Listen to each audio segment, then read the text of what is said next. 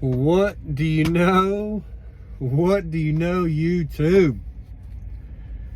I'll tell you what I know. We need to do an update. Kind of get caught up a little bit.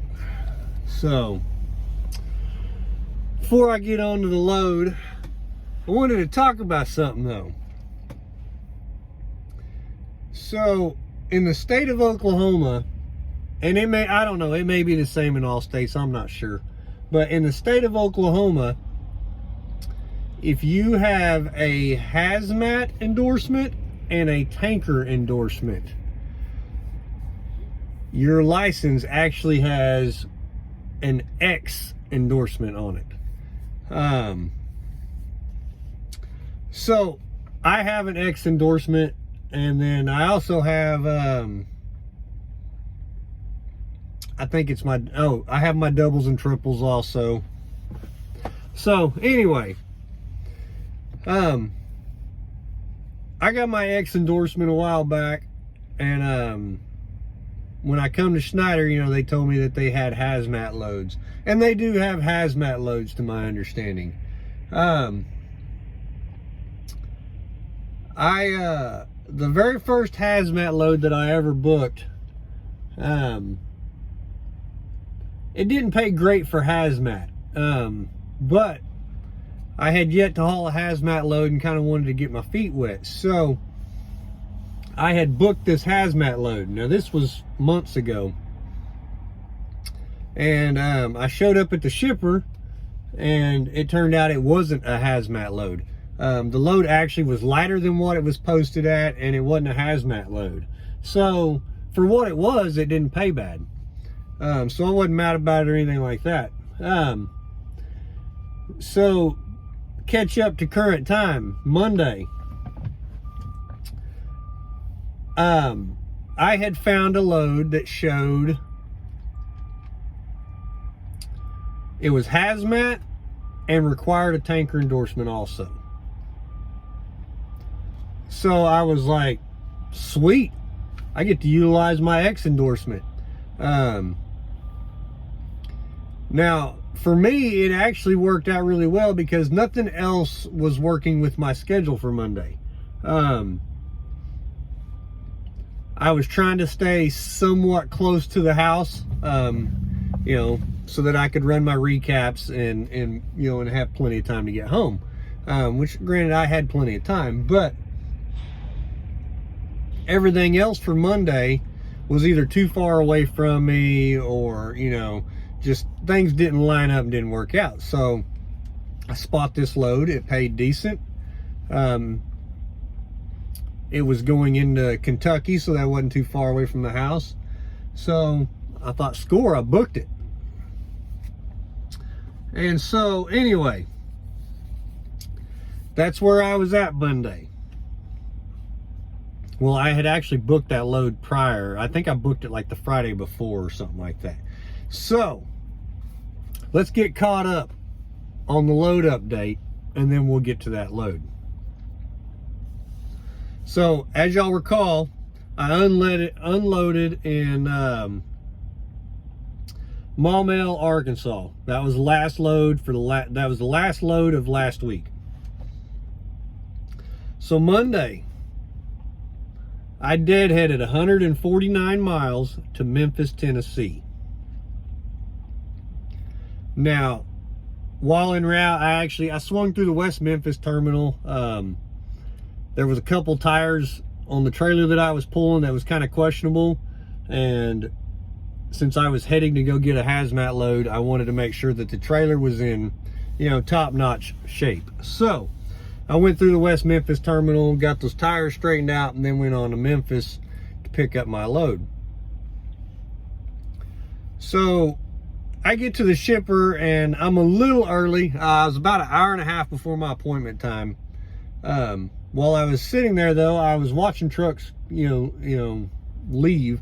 I wasn't just sitting there waiting for my appointment time, but I was gathering my stuff, getting ready, and I'm watching these trucks that are in docks, and they're pulling out, and I'm not seeing any placards on anything. So immediately I'm like, I don't think this is a hazmat load. But I can see into the shipping docks, and what it is them big, I want to say they're like 300-gallon cubes that have, to me, I want to say it's liquid dye. Because of the place that it was going, I think it was liquid dye for mulch. I've hauled that stuff before doing flatbed. It's not hazmat, but it does require a tanker endorsement because of how many you're hauling and the size of them. So anyway, I'm rambling now. Trying to get to the story here though. So I go check in. The guy takes my load numbers, disappears around the corner, and he's gone for about 5-6 minutes or something like that, and he comes back and he informs me that that load is gone already. He verified where I was supposed to be going. So the load's gone already. So once again, thinking I'm going to get to use my hazmat endorsement, but this time the load's gone, and now I'm basically stuck. It's time to hit the reset button. So the thing that sucks about this is it's middle of the afternoon, Monday morning, or Monday afternoon, and so I've got to call my BOA, let them know, like, hey, like, this load's no good. They're telling me it's already shipped. I told them, I said, I'll try to find something to kind of connect the dots to get me back to, you know, to my other pre-plans.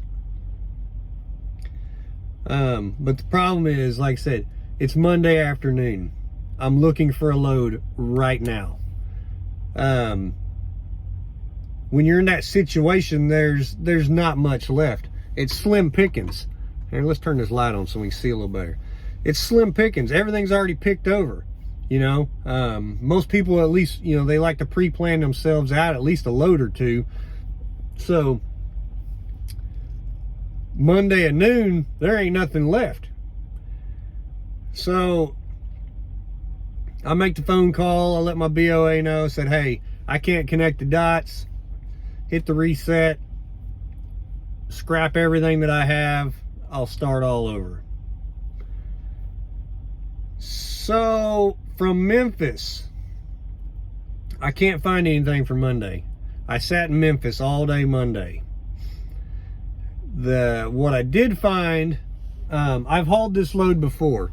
There's a load out of West Memphis that goes to Marietta, Oklahoma. So Marietta, Oklahoma from West Memphis is 478 miles. Now, from the Memphis location to the West Memphis location, there was an additional 11 miles. So, oh, I didn't even crunch these numbers. Hold on, let's get caught up here. So, going to Marietta with 42,120 pounds. Now, I know somebody's going to ask, well, don't they pay you for, you know, for loads canceling like that?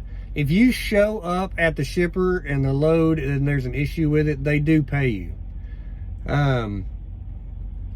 They pay you, I think it's called VNU. It's $150 though.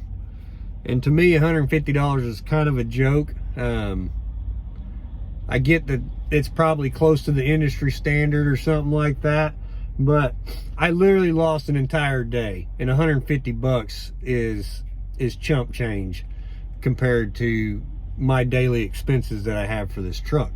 So, but it's better than a poke in the eye though, I guess. So we had 149 original deadhead miles, plus the 11 miles, plus the 478 loaded miles. So 638 miles. Now the load pays, oh, let me jot this down so I don't forget. Now the load pays $1,326.25. So $1,326.25. 638 miles, 207 a mile. So I made 207 a mile when it was all said and done.